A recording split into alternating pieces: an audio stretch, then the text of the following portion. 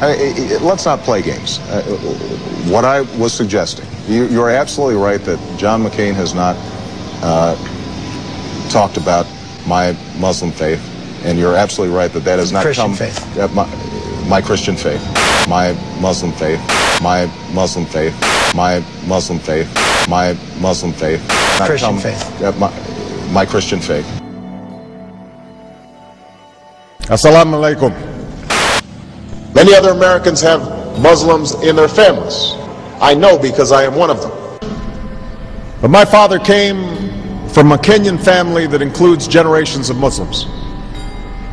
Concerning that, though, there's a lot of emails going around. It gets rather terrible. A Newsweek poll shows that 12% of America believes that you're a Muslim, and 26% believe you were raised in a Muslim home. A lot of misinformation. How do you fight that? Well, you know, by getting on Larry King and telling everybody I'm a Christian and I wasn't raised in a Muslim home, and pledge allegiance to the flag, and you know, all the things that have been reported in these emails are completely untrue and have been debunked again and again and again. So all you can do is just tell the truth and trust in the American people that over time they're going to know what the truth is. Over time they're going to know what the truth is. Surrounding HIV testing, which is still plaguing so many of our communities, which you all know, a lot of that is due to homophobia. Barack has led by example. When we took our trip to Africa and visited his home country in Kenya, his home country in Kenya, his home country in Kenya. Whether you believe it or not, our country is in distress. The republic has fallen and democracy has taken over. But I'm also the president of the world's oldest constitutional democracy. You heard it from the words of the president himself. It's nothing that I'm making up. But I'm also the president of the world's oldest constitutional democracy. But I'm also the president of the world's oldest constitutional democracy. But I'm also the president of the world's oldest constitutional democracy. Now I'm sure every American citizen knows of or have heard the Pledge of Allegiance. Let's go ahead and recite that.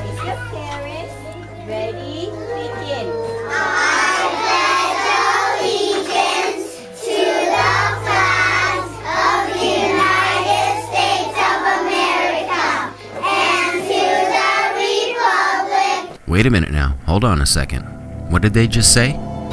You know, as far as I recall from watching the news, they're taking out the Pledge of Allegiance out of schools so the children don't have to make their pledge.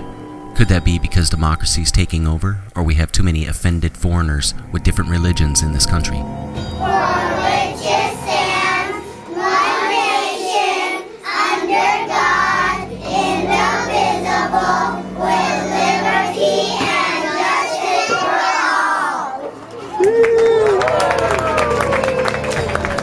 The United States shall guarantee every state in the Union a republican form of government and shall protect each of them against invasion. But I'm also the president of the world's oldest constitutional democracy. Looks to me like one slipped through our fingers. Now let's go ahead and move on so you can better understand why I made the beginning of this documentary like this. This is from Wikipedia, which isn't even fully accurate, but it'll give you a basic description on why ISIS is in this country. The Muslim population in the United States increased dramatically in the 20th century, which much of the growth is driven by a comparatively high birth rate and immigrant communities of mainly Arab and South Asian descent. About 72% of American Muslims are immigrants or second generation. In 2005, more people from Islamic countries became legal permanent United States residents, nearly 96,000, than in any other year in the previous 2 decades. In 2009, more than 115,000 Muslims became legal residents of the United States. Now, how many of those 115,000 Muslims do you believe are ISIS? And who do you believe gave them residency? Barack Obama. These are pictures from Libyan Islamist rebels. They posed with planes that they seized from the Tripoli airport. The U.S. officials warned that they could be used to carry out another 9/11 terrorist attack, and 9/11 is just around the corner. Who knows if it'll really happen, but it sure seems kind of strange that 11 planes were taken. You know, these days I think LoJack would make a great profit if they were to do business with commercial airlines.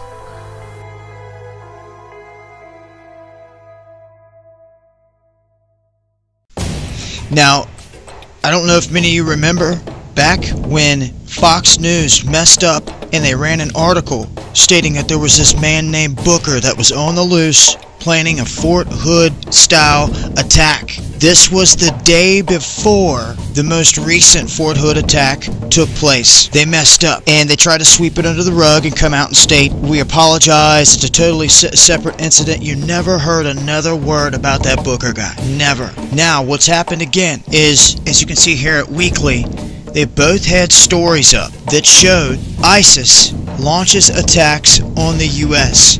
Now they had these dates different. This is what they do when some of the editors here get a story prepared. As you can see right here, there's a whole article and they'll put a false date, an old date. If you look at this, it says 1899, September 11th. These are stories that they will line up for the future and they will change the date and then publish them. This is how they will line them up, especially if they have something they know is going to happen.